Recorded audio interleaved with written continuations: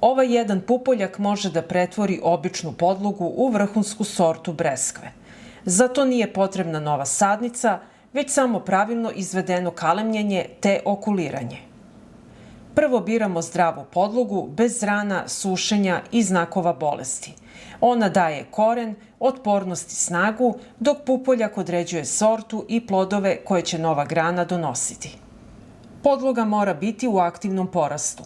Na glatkom delu stabla između postojećih pupoljaka pravimo mali probni rez. Ako se kora lako podigne i ispod nje se vidi sveže zeleno tkivo, podloga je spremna za te okuliranje. Pupoljak biramo sa zdravog rodnog stabla koje redovno daje kvalitetne plodove, jer on prenosi osobine sorte koju želimo da razmnožimo. List uklanjamo makazama, ali peteljku ostavljamo. Zatim oštrim nožem za okuliranje pravimo donji rez od oko 1 do 1,5 cm ispod pupoljka, a gornji rez oko 1 do 2 cm iznad pupoljka. Skidamo pupoljak sa tankim štitom kore. Peteljka nam služi kao drška da ne dodirujemo reznu površinu.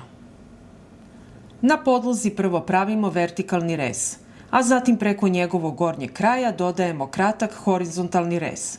Tako nastaje T-rez koji omogućava da se kora pažljivo otvori uz minimalno oštećenje biljke. Ivice T-reza pažljivo razdvajamo. Otvaramo samo koru dok drvo ispod ostaje neoštećeno. Unutrašnju stranu štitića ne dodirujemo. Tu se nalazi kambijum, tanki sloj živih ćelija koji omogućava srastanje biljke. Štitić uvlačimo odozgo u T-rez. Mora potpuno da nalegne kako između tkiva ne bi ostao vazduh.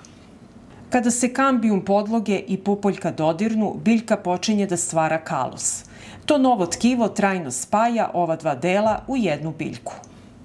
Mesto okuliranja čvrsto vezujemo elastičnom trakom, ali pupoljak ostavljamo potpuno nepokriven. Traka sprečava pomeranje štitića i gubitak vlage dok spoj ne zaraste. Posle 2 do 3 nedelje proveravamo prijem. Zelena boja pupoljka i peteljka koja lako otpada prvi su znak da je okuliranje uspelo. Na proleće podlogu skraćujemo iznad primljenog pupoljka. Tako sva energija biljke odlazi u razvoj nove sorte breskve. Koren je ostao od podloge, ali svaki novi list, cvet i plod od sada pripada sorti čiji smo pupoljak preneli.